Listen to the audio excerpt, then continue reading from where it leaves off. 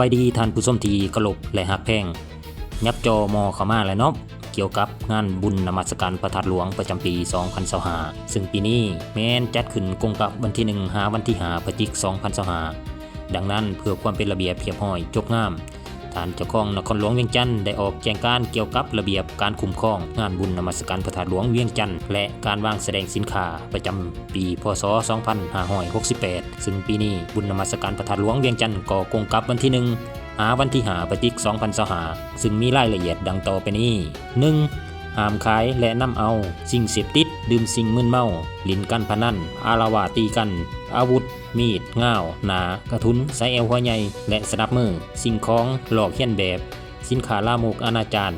สินค้าผิดกฎหมายเข้ามาวางแสดงหรือวางขายในงานบุญอย่างเด็ดขาด 2. ห้ามโฆษณาขายสินค้าเกินความเป็นจริงบ่อนุญาตนุ่งเครื่องอนาจารเข้ามาในงานบุญ 3. ห้ามเทสินค้าขายสะสายลงตามพื้นปูขายลงพื้นอยู่ต่อหน้าบูธของตนวางขายสินค้าออกมานอกห้านและสื่อขายสินค้าเป็นเงินตราต่างประเทศห้ามเด็ดขาด 4. ห้ามบุคคลนิติบุคคลวัดสำนักงานองค์การปกครองบ้านวางสิ่งกีดขวางการจัดสรรสถานที่วางแสดงขายสินค้าของคณะกรรมการจัดงาน 5. สำหรับนักแสดงศิลปะผู้ในงานแต่ละจุดต้องแต่งกายและนุ่งเครื่องสุภาพเรียบร้อยให้ถูกต้องตามกีดข้องประเพณีอันดีงามของลาว 6. ห้ามห่มผ้าอ้อมองค์พระธาตุหลวงเด็ดขาด 7. ห้ามเฮ็ดกิจกรรมทางศาสนาหรือกิจกรรมใดๆที่บ่สอดคล้องกับกีดข้องประเพณีที่เคยปฏิบัติกันมาอยู่บริเวณเดินพระธาตุหลวงหรือในกรมเลียนพระธาตุหลวงอย่างเด็ดขาด 8. ห้ามเพศหญิงนุ่งสงกระโปรงหรือสเกิร์ตเครื่องนุ่งต้องนุ่งศีลทุกครั้งที่เข้าไปในกรมเลียนพระธาตุหลวงสำหรับเพศชายห้ามนุ่งสงขาสั้นเกินถึงหัวเข่าห้ามนุ่งศีลต้องนุ่งสงขายาวหรือผ้าสโลง 9. ห้ามไต่เทียนในตีนพระธาตุหลวงตามกรมเลียนหรือสิ่งก่อสร้างอื่นๆไต่ได้เฉพาะห้างเล็กที่จัดสรรไว้ให้ 10. ขบวนแห่พระศาสตร์ผึ่งต้องได้ลงทะเบียนนำองค์การจัดตั้งแนวราสังศาสตร์นครหลวงเวียงจันทน์จึงมีสิทธิ์แห่เข้าไปภายในกรมเลียนพระธาตุหลวงได้ผู้แบบพระศาสตร์ผึ่งถูกต้องตามหีดของประเพณีและห้ามนำเอาสิ่งประดิษฐ์ที่บ่แม่นพระศาสตร์ผึ่งเข้ามาในงานบุญเด็ดขาด 11. ห้ามพระสงฆ์แม่ซี่แม่ขาวพ่อขาวนำเอาผายมัดแขนเครื่องสักการะบูชาอื่นๆมาว่างเฮ็ดกิจกรรมทางพิธีศาสนาอยู่อ้อมหอบขอบเขตหัวด้านหน้าทางเขากรมเลียนเด็ดขาด 2. ห้ามช่วยโอกาสขึ้นราคาค่าเช่าห้องค่าบริการตามลำพังใจการเป็นนายหน้าจับจองห้องขายสินค้าและบริการเพื่อเก็งกำไรเด็ดขาด 3. ห้ามนำเอาเครื่องเสียงขนาดใหญ่ที่มีความดังเกิน85 ดิซิเบลเข้ามานำใส่โดยบ่ได้ใบอนุญาตถ้าพบเห็นจะถูกปรับไหมเครื่องละ10 ล้านกีบ 14. กิจกรรมทางวัฒนธรรมการท่องเที่ยวเช่นการขายอาหารเครื่องดื่มที่มีดนตรีเครื่องเสียงอยู่ขอบเขตบริเวณงานบุญต้องได้รับอนุญาตนำแผนกวัฒนธรรมและท่องเที่ยวอนุญาตนำคณะกรรมการคุ้มครองวัฒนธรรม 15. ห้ามบ่ให้นำเอาคนต่างประเทศมาโฆษณาสินค้าอยู่บรรดาห้านค้าบูธวางแสดงสินค้าและเวทีอื่นๆยกเว้นบรรดาประเทศเพื่อนมิตรที่ถูกเชิญเข้าร่วม 16. บรรดาห้านค้าจำหน่ายและโฆษณาสินค้าทุกประเภทในขอบเขตบริเวณงานบุญนมัสการพระธาตุหลวง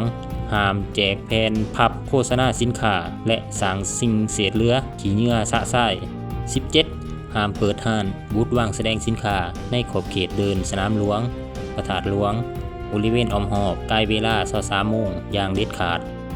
บุคคลนิติบุคคลหรือภาคส่วนใดหนึ่งที่ฝ่าฝืนกฎระเบียบฉบับนี้และขอกำหนดต่างๆที่ได้วางออกจะได้ถือกล่าวตักเตือนสาอุปคมกรณีสถานเบาปรับไหมและปฏิบัติวินัยตามสถานหนักหรือเบาของความผิดและตามระเบียบกฎหมายในกรณีมีการละเมิดกฎระเบียบขอห้ามกำหนดทุนแห้งแม้นจะบ่มีการกล่าวเตือนเจ้าหน้าที่สามารถจัดตั้งปฏิบัติได้เลยต้องเป็นเจ้าการในการเฮ็ดเวียกงานปกป้องความสงบสุขนับถือระเบียบกฎหมายฉบับนี้อย่างเด็ดขาดถ้าผู้ใดละเมิดขอห้ามได้หนึ่งแม้นจะถูกปรับไหมแต่500,000 กีบถึง10 ล้านกีบแล้วแต่กรณีหนักหรือเบาหรือกักตัวสืบสวนตามสถานความผิดถ้าพบเห็นบุคคลนิติบุคคลละเมิดต่อระเบียบดังกล่าวขอให้แจ้งต่อคณะกรรมการรับผิดชอบงานบุญหรือเจ้าหน้าที่ที่เกี่ยวข้องอยู่ภายในงานบุญและพามกรรมการ